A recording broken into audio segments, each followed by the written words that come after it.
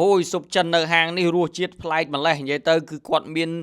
ទឹកស៊ុបប្រចាំហាងណាមានជាស៊ុបជូរហិលមានតាំងពីស៊ុបអីណាសណ្ដែកត្រាំរបស់គាត់នេះរសជាតិមកយកមកពីចិនផ្ទាល់អត់មានខ្លាយអត់មានអីទេនិយាយទៅរសជាតិដើមមិនគឺមកអញ្ចឹងហើយសម្រាប់ហាងស៊ុបរបស់គាត់នេះគឺមានម្ហូបអាហារសម្បូរបែបជាពិសេសបើសិនជាយើងទៅមានគ្នា2នាក់2អីចឹងណាគេមានជាប្រភេទអាឈុតរបស់គាត់នេះតម្លៃត្រឹមតែ$9 9កាក់ទេយើងអាចញ៉ាំបានគ្នា2នាក់គេមានបន្លែគេមានតាំងពីប្រហិតមាន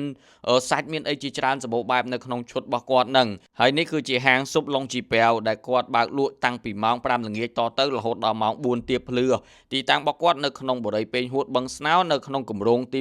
7នៅលើវិថី cluster តែម្ដងអ្នកដែលនៅបរិយាពេញហួតបឹងស្នោអាចទៅរកបានរសជាតិទឹកស៊ុបរបស់គាត់តាំងពីការចំអិនតាំងពីអីហ្នឹងគឺមកពីចិនសុទ្ធសាធតែម្ដងអត់មានខ្លាយអត់មានកលៃអីណាបន្ថែមទេណាដោយសារតែនេះគឺជាហាងដែលគាត់យក franchise មកពីចិនផ្ទាល់តែម្ដងហើយសម្រាប់ហាងឡុងជីប៉ែវនេះគឺគេមានម្ហូបអាហារច្រើនសម្បូរបែបមិនថាគ្រឿងឆាគ្រឿងអីទេមានម្ហូបឆាទឹកមានឆាស្ងួតមានអីចឹងណាដូចអាបកងនេះអូនិយាយទៅ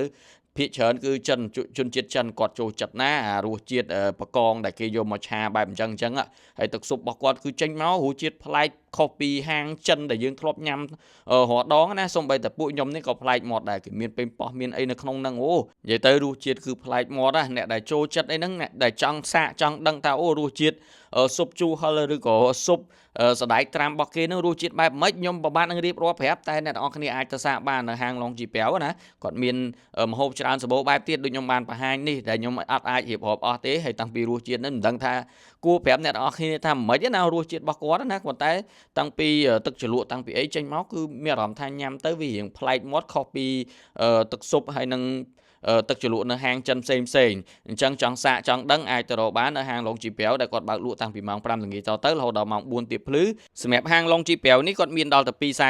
ខាទី1នេះគឺនៅពេញហួតបឹងស្នោហើយសម្រាប់សាខាទី2គឺនៅបឹងកក់អ្នកនរគ្នាអាចទៅរកបានហើយអាឈុត$9.9ហ្នឹងគឺមានដូចគ្នាទាំងពីរសាខាតែម្ដងព័ត៌មានលម្អិតបន្ថែមខ្ញុំនឹងតម្លាក់ជូននៅក្នុង comment វីដេអូខាងក្រោមហើយវីដេអូខ្ញុំមានតែប៉ុណ្្នឹងទេអរគុណអ្នកទាំងអស់គ្នាដែលបានតាមដានវីដេអូមួយនេះចាំជួបគ្នានៅវីដេអូក្រោយទៀត